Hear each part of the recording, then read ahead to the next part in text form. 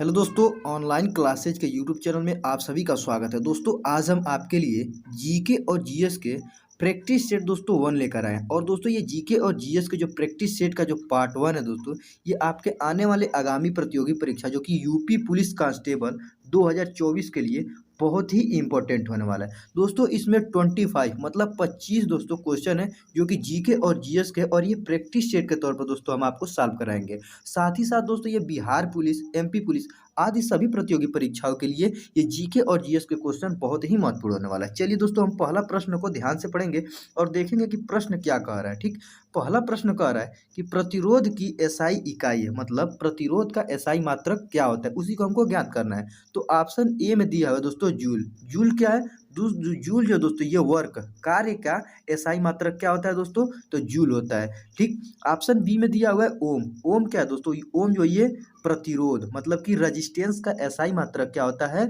ये होता है ओम। इसीलिए ऑप्शन बी जो है दोस्तों यही ऑप्शन सही हो जाएगा। क्यों? क्योंकि प्रतिरोध को हम क्या कहते हैं? रेजिस्टेंस, और रेजिस्टेंस का जो एसआई मात्रक होता है वो होता है ओम। इसीलिए ऑप्शन जो दोस्तों बी है वही सही हो जाएगा। और ऑप्शन सी में जो दिया दोस्तों यहाँ पे न्यूटन, ये न्यूटन जो दोस्तों ये फोर्स मतलब कि बल का एसआई मात्रक क्या होता है? बल का एसआई मात्रक होता है न्यूटन, जो कि ऑप्शन सी में दिया हुआ है। और ऑप्शन डी में दोस्तों जो एम्पियर दिया हुआ है, एम्पियर का एसआई मात्रक क्या होता है?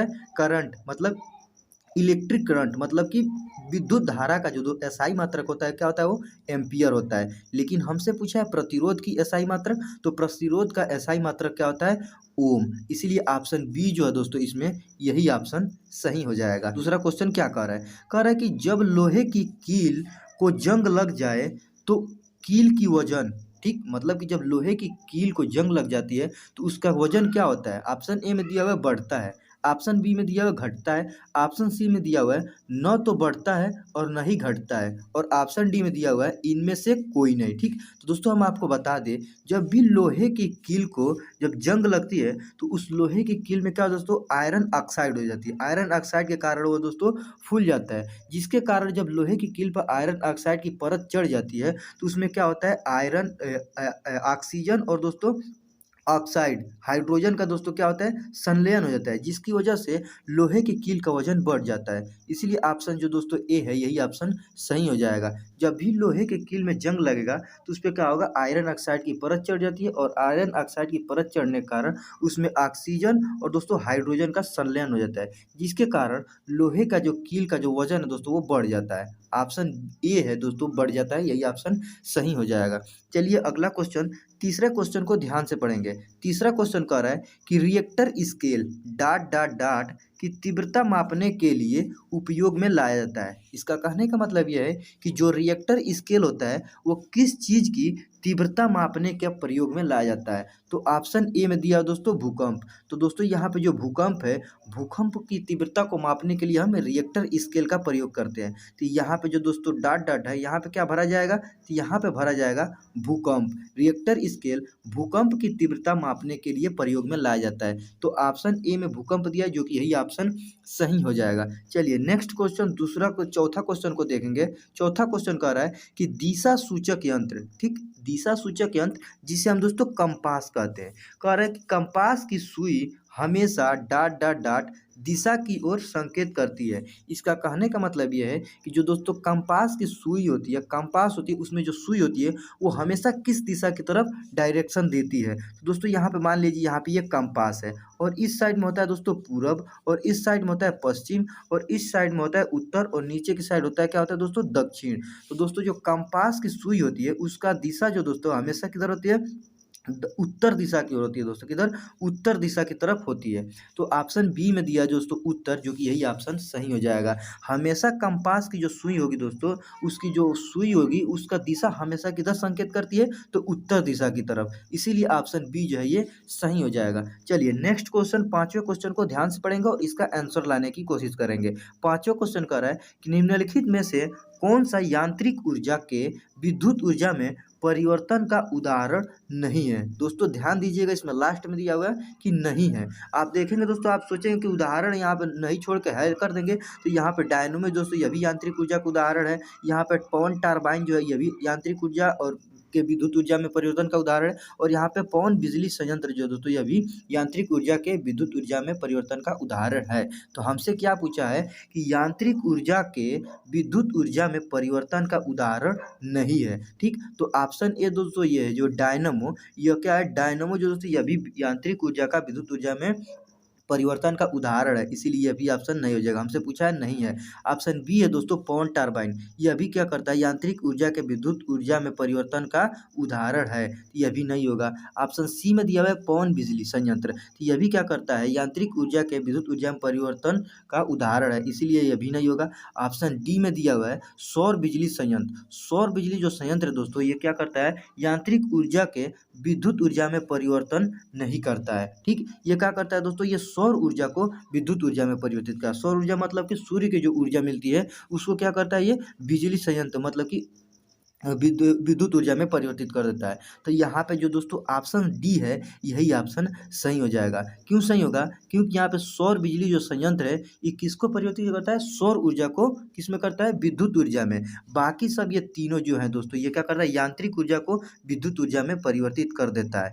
ठीक, तो ऑप्शन यहाँ पे जो डी है यही ऑप्शन सही हो जाएगा। क्या करता है, यहाँ पे ये यांत्रिक ऊर्जा के विद्युत ऊर्जा में परिवर्तन का उदाहरण नहीं है। यहाँ पे ऑप्शन जो डी है ये सौर बिजली संयंत्र यही जो है ये नहीं है। चलिए नेक्स्ट क्वेश्चन, छठवें क्वेश्चन को देखेंगे ध्यान से। छठवां क्वेश्चन कह रहा है कि आर्द्रता मापने के लिए निम्नलिखित में से किस उपकरण का प्रयोग किया जाता है। आर्द्रता मतलब होता है दोस्तों कि वायु में वाष्प को मापने के लिए किस संयंत्र का प्रयोग करते हैं। तो हम देखिए दोस्तों ऑप्शन ए में दिया हुआ है कैटा थर्मामीटर, इससे नहीं मापा जाता है। ऑप्शन बी में दिया हुआ है एसीमोमीटर और ऑप्शन सी में दिया हुआ है स्लिंग साइक्रोमीटर। तो दोस्तों यहाँ पे जो ऑप्शन सी है स्लिंग साइक्रोमीटर यही जो ऑप्शन दोस्तों यही ऑप्शन सही हो जाएगा। ये क्या करता है कि आर्द्रता मतलब कि ये वायु वाष्प कहते हैं जिसके हम जल वाष्प कहते हैं, वायु में वाष्प को मापने के लिए हम साइक्रोमीटर का प्रयोग करते हैं। ठीक है, चलिए सातवां क्वेश्चन को देखेंगे। कह रहा है कि जब प्रिज्म द्वारा प्रकाश का प्रक्षेपण किया जाता है तो जिस रंग का न्यूनतम विचलन होता है वो कौन सा रंग है। ठीक, मान लीजिए दोस्तों यहाँ पे ये प्रिज्म है और इस प्रिज्म में कह रहा है प्रिज्म द्वारा प्रकाश का प्रक्षेपण किया, मतलब मान लीजिए यहाँ पे हम प्रिज्म द्वारा प्रकाश को डाल रहे हैं तो प्रिज्म से निकलने वाली 7 किरणें होती है, मतलब 7 रंग में वो निकलता है। कितना रंग में दोस्तों, 7 रंगों में।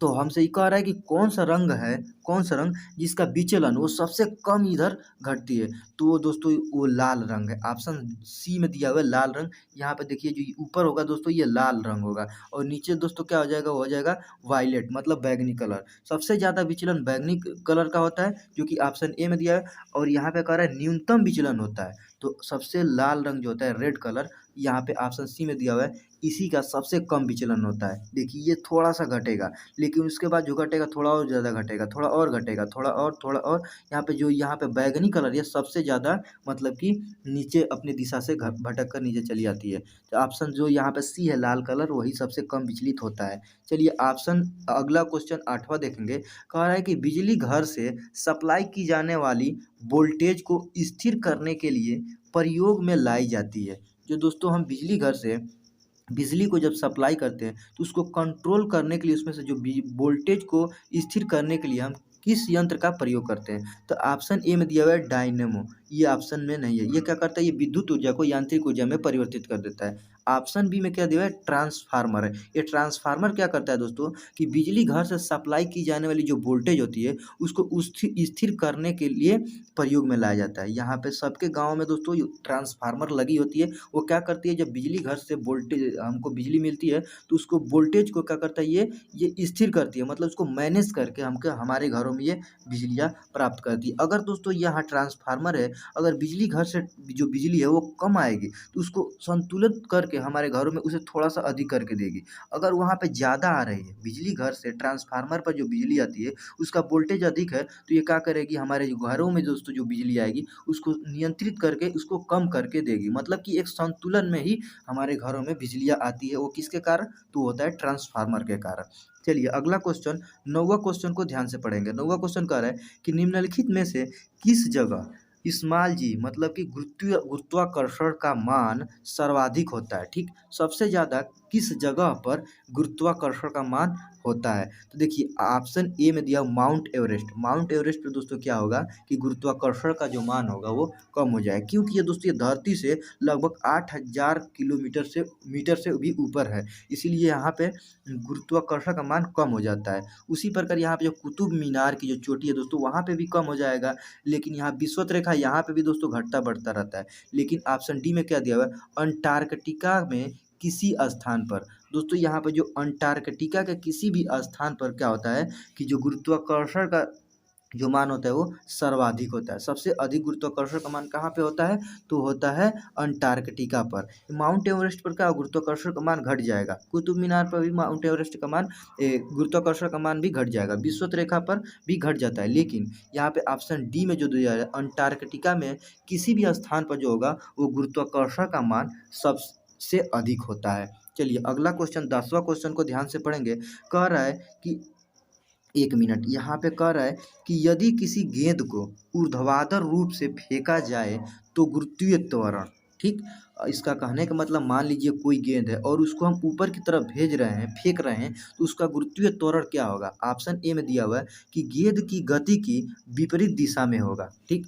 यही ऑप्शन सही हो जाएगा, ऑप्शन ए सही हो जाएगा। क्यों कि जब हम किसी भी गेंद को ऊपर की तरफ भेजेंगे तो जो गुरुत्वाकर्षण जो होगा दोस्तों इसके विपरीत दिशा में गुरुत्वाकर्षण लगेगा। तो ऑप्शन ए जो होगा यही ऑप्शन सही हो जाएगा, ठीक।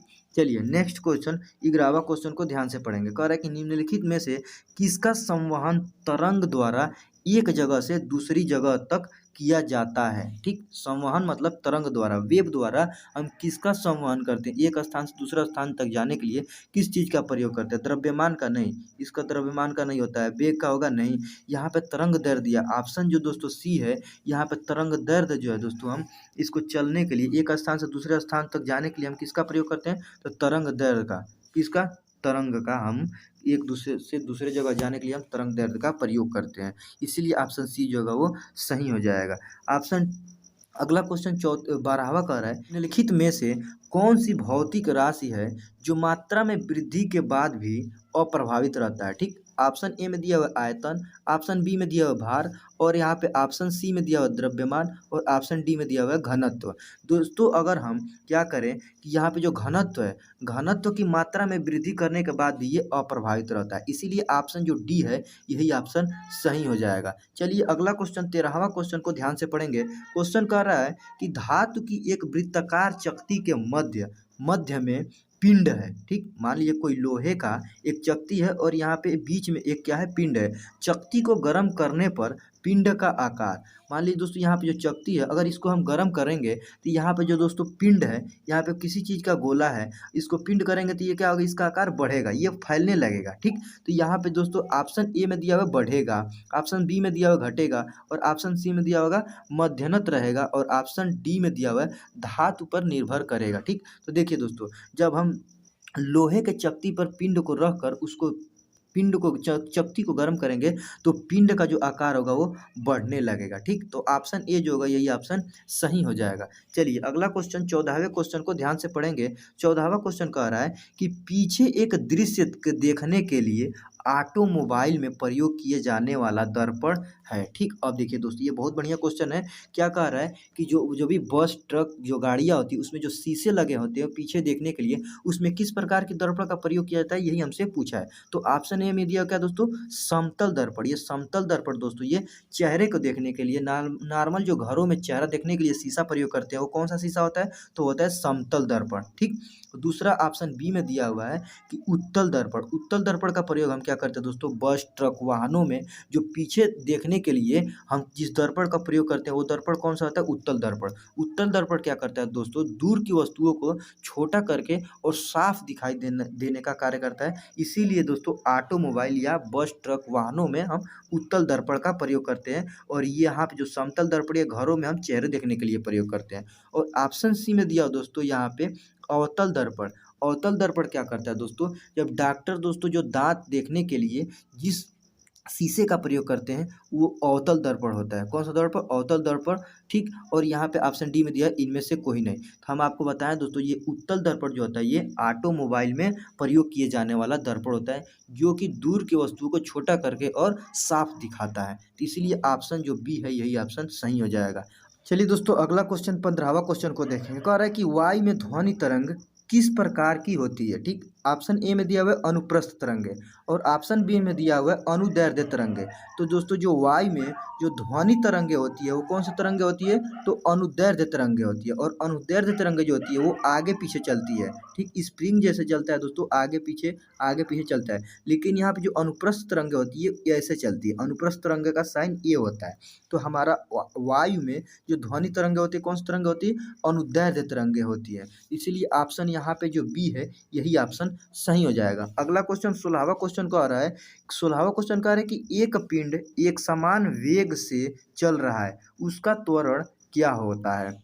देखिए, जब कोई भी दोस्तों यहाँ पे पिंड हो के यहाँ वस्तु हो, अगर एक समान वेग से चल रहा है तो उसका जो वेग होगा, त्वरण होगा, जिसे हम एक्सीलरेशन कहते हैं, वो क्या हो जाएगा? शून्य हो जाएगा। जब कोई भी वस्तु होगा यहाँ पे तेज चलेगा, धीमा चलेगा, तेज चलेगा, धीमा चलेगा, उसका वेग परिवर्तन होता रहेगा। तो उसका जो दोस्तों वेग का वो उसका जो त्वरण होगा वो या तो धनात्मक होगा या तो ऋणात्मक होगा। ठीक। लेकिन यहाँ पे स्थिर जो है दोस्तों ये नहीं होता है, ये स्थिर, ये गलत है। तो यहाँ पे जब कोई भी वेग है, यहाँ पिंड है, एक समान वेग से चल रहा है, तो उसका जो त्वरण होगा, एक्सीलरेशन, वो क्या हो जाएगा? शून्य हो जाएगा। तो ऑप्शन ए में शून्य है, जो कि यही ऑप्शन सही हो जाएगा। चलिए, अगला क्वेश्चन 17वां क्वेश्चन कह रहा है कि इंद्रधनुष की किस कारण से बनता है? ठीक। इंद्रधनुष किस कारण से बनता है? तो देखिए, यहाँ पे ऑप्शन ए में दिया हुआ है प्रकाश का परावर्तन के कारण, जो कि ये गलत है। और ऑप्शन बी में दिया हुआ प्रकाश का अपवर्तन कारण, जो कि यह भी गलत है। और ऑप्शन सी में दिया हुआ प्रकाश का पूर्ण आंतरिक परावर्तन, जो कि यह भी गलत है। और ऑप्शन डी में दिया हुआ है प्रकाश का विवर्तन। जो दोस्तों इंद्रधनुष होता है ये किस कारण बनता है? प्रकाश का विवर्तन के कारण, जो कि ऑप्शन डी जो है यही ऑप्शन सही हो जाएगा। अगला क्वेश्चन 18वां क्वेश्चन है कि अधिकतम न्यूनतम तापमापी में एक तरल पदार्थ पारा होता है, दूसरा पदार्थ कौन सा है? ठीक। यहाँ पे कह रहा है कि मैक्सिमम एंड मिनिमम थर्मोमीटर। ठीक। जो पहला पदार्थ होता है दोस्तों वो कौन सा होता है? पारा होता है, तरल पदार्थ। और दूसरा पदार्थ कौन सा है? तो यहाँ पे ऑप्शन ए में दिया हुआ है एल्कोहल, ऑप्शन बी में दिया हुआ है स्प्रिट, और ऑप्शन सी में दिया हुआ है मिट्टी का तेल, और ऑप्शन डी में दिया हुआ है पानी। तो आपको बता दें, जो दूसरा पदार्थ होता है वो कौन सा होता है? एल्कोहल होता है। इसीलिए ऑप्शन जो दोस्तों ए है यही ऑप्शन सही हो जाएगा। चलिए, अगला क्वेश्चन को ध्यान से पढ़ेंगे।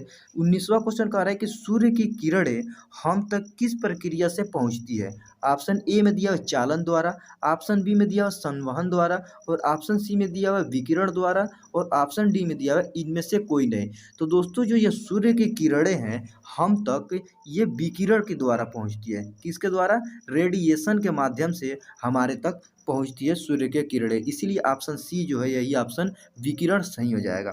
चलिए, 20वां क्वेश्चन कह रहा है कि छोटी वस्तुओं को देखने के लिए किस उपकरण का प्रयोग होता है? ऑप्शन ए में दिया हुआ है ओसिलोस्कोप द्वारा, ऑप्शन बी में दिया हुआ है टेलीस्कोप द्वारा, और ऑप्शन सी में दिया हुआ है पेरिस्कोप द्वारा, और ऑप्शन डी में दिया हुआ है माइक्रोस्कोप द्वारा। तो दोस्तों, हम सभी को मालूम है कि छोटी वस्तुओं को देखने के लिए हम माइक्रोस्कोप का प्रयोग करते हैं, जो कि ऑप्शन डी में दिया है यही ऑप्शन सही हो जाएगा, माइक्रोस्कोप। अगला क्वेश्चन देखेंगे। 21वां क्वेश्चन क्या कह रहा है कि संवेग में परिवर्तन की दर को क्या कहते हैं? ऑप्शन ए में दिया हुआ है क्या दोस्तों? त्वरण, ऑप्शन बी में दिया हुआ है फोर्स, जिसे हम बल कहते हैं, और ऑप्शन सी में दिया हुआ है शक्ति, पावर, और ऑप्शन डी में दिया हुआ है ऊर्जा। तो दोस्तों, संवेग, मोमेंटम में परिवर्तन की दर को हम क्या कहते हैं? फोर्स, बल कहते हैं। इसीलिए ऑप्शन जो दोस्तों बी है, बल, यही ऑप्शन सही हो जाएगा। अगला 22वां क्वेश्चन कह रहा है कि एक उत्तोलक, जिसे हम लीवर कहते हैं, उत्तोलक जिस आधारभूत बिंदु के चारों ओर घूमेगा उसे क्या कहते हैं? ठीक। मान लीजिए कोई उत्तोलक है और वो एक बिंदु से चारों तरफ घूम रहा है, तो उसको हम क्या कहेंगे? केंद्रक।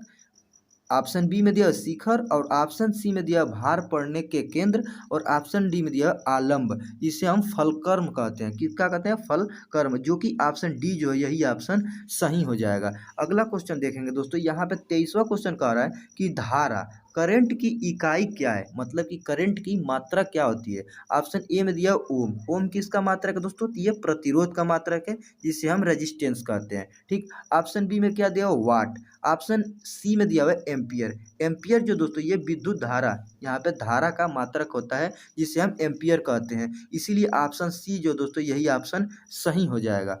अगला क्वेश्चन 24वां क्वेश्चन कह रहा है कि वायु की नमी किस से मापी जाती है। वायु की जो नमी होती है वो किससे मापी जाती है। ऑप्शन ए में दिया हुआ है हाइड्रोमीटर द्वारा। ऑप्शन बी में दिया हुआ है हाइग्रोमीटर द्वारा। तो दोस्तों ये ऑप्शन बी दिया हुआ है यही ऑप्शन सही हो जाएगा। जो वायु होता है, हवा में जो नमी होती है उसको मापने के लिए हम हाइग्रोमीटर का प्रयोग करते हैं। चलिए अगला क्वेश्चन देखेंगे। 25वां क्वेश्चन क्या कह रहा है। 25वां क्वेश्चन कह रहा है कि हाइड्रोलिक प्रेस निम्नलिखित में से किस सिद्धांत पर कार्य करती है। ऑप्शन ए में दिया हुआ आर्किमिडीज सिद्धांत, ऑप्शन बी में दिया हुआ पास्कल का सिद्धांत, और ऑप्शन सी में दिया हुआ बर्नौली का नियम, और ऑप्शन डी में दिया है इनमें से कोई नहीं। तो हम दोस्तों आपको बता दें जो हाइड्रोलिक प्रेस होती है वो पास्कल के सिद्धांत पे कार्य करती है, जो कि ऑप्शन बी में दिया हुआ पास्कल यही ऑप्शन सही हो जाएगा। दोस्तों आशा करते हैं जितने भी क्वेश्चन आपको समझाए हैं ये सभी क्वेश्चन बहुत ही इंपॉर्टेंट है, जो कि आपके आने वाले प्रतियोगी परीक्षा यूपी पुलिस के दोस्तों कांस्टेबल जो 24 की परीक्षा है,